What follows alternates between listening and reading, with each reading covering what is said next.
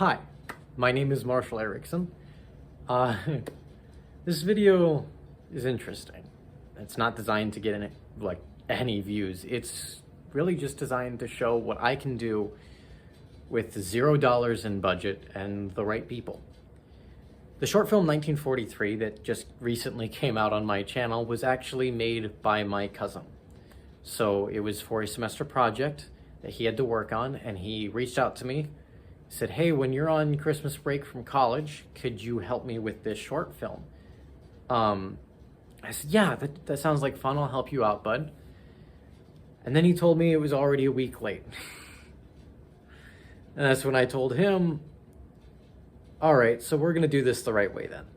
And we're not going to half-ass this. We're going to make set designs. We're going to do props, everything like that. I'm going to teach you how to do all of it. And this is that process. This is me making some of it, teaching him a lot of it. Most of the time, he's the one behind the camera, so he's obviously not showing that he's learning how to do a lot of it. But this was my payment, is that I got to have the behind-the-scenes footage to be able to show what I can do. So this is how we did a lot of the rubble and such like that for 1943. Okay, so we're gonna make a full rubble blanket with this. That's the plan. So we take a bunch of these, we make them look like banged up bricks. We paint them, and then we hot glue them to a cloth like this. And then when we get to location, you drape the cloth over whatever you want to be rubble, and you got rubble.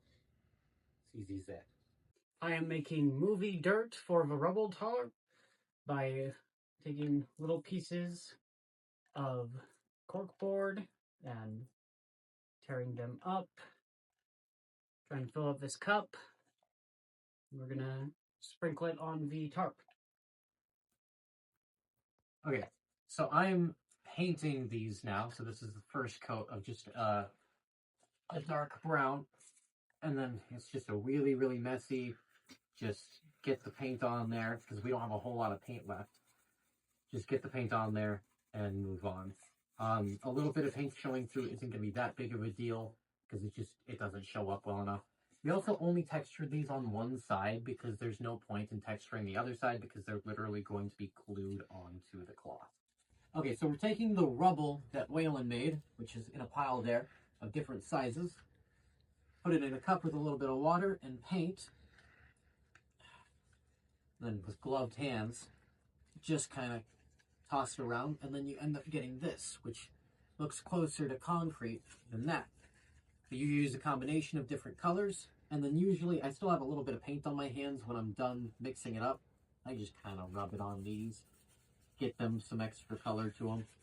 And then that way all the bricks have variety, all of the concrete has variety, and then when we glue everything down, it'll look very haphazard.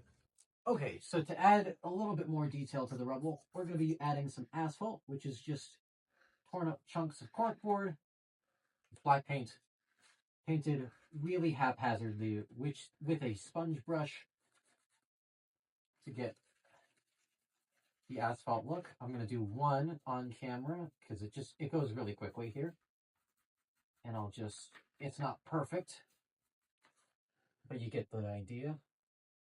Then once we get all of these different types of rubble, then we can put it all together and have a glorious rubble mat, if you will.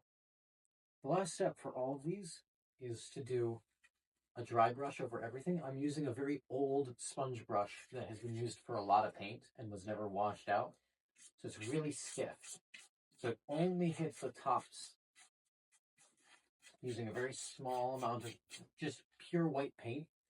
Now, it doesn't look the most realistic, but it looks a lot better on camera, especially at a distance.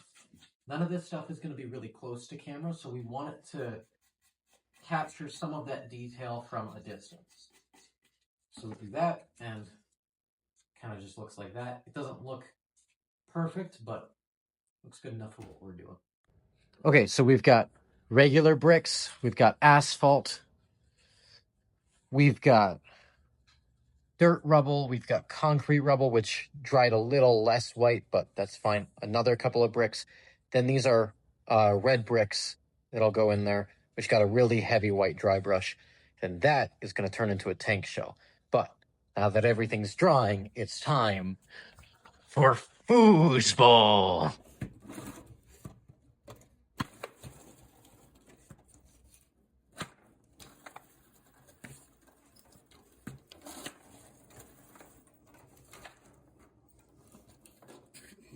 Okay, so we are attaching all of these onto here. Some of them are glued together, but most of them are actually just attached to the fabric with some hot glue. So that way when we pick this up and drape it on things, we'll be able to drape it on whatever we want. So we're starting with the big stuff, then we'll be putting the little stuff in there, then we'll go with some Mod Podge, and we'll get the small details. We only got a couple of bricks left. I think 1, 2, 3, 4, 5 bricks left. And then we'll be able to finish fully covering this. We'll trim off all of the excess, all these straight lines here, and then we'll show you a quick test.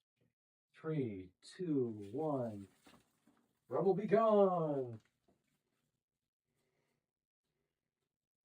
So now that we have the main pile done, we need walls. So, the line doesn't have to be perfectly smooth, but we score everything. We use the old rock trick to widen the scores. We'll go make a full brick pattern, and then this entire thing will be brought to set and laid out.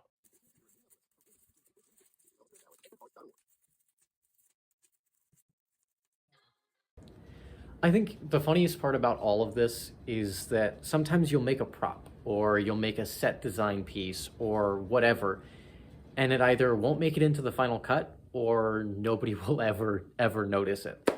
I know even for me, like watching back at it, I'm thinking to myself, wow, we spent an entire day making these props and these sets, and you can't tell. They're not there. The tank shell that I previously mentioned, we did the shot. We spent a good amount of time making it. We spent a good amount of time filming it, everything like that. We get into editing and it threw off the pacing. We couldn't make it look right. It just didn't work. It didn't fit. So we cut it. Nobody will ever see what that shot ended up looking like, because it didn't end up looking like anything because we never completed it. And it's hard sometimes. I mean, you spend, let's see, we spent 2 or 3 hours just making the thing. We spent a good half hour to an hour trying to film it. And we were on a very, very tight filming schedule. And then you also have like the wall and the rubble, like you don't notice it, but it just is there to cover up other things. I mean, when you're trying to film a period correct piece with no budget, and no professional actors or anything like that, you have issues like pipes coming up from the side of the building where you're filming at, or electronics and stuff like that. So we would just drape the rubble over top of electronics or plugins or whatever, and then we use the wall to cover up some different things here and there, just to try to make it look more period correct. And nobody will ever notice the work that we did, but everyone notices the work that you don't do. It's kind of a thankless job to make this stuff, but it's a lot of fun. I hope you enjoyed watching the process. I doubt much of anyone's gonna make it to this part of the video, but I like making these.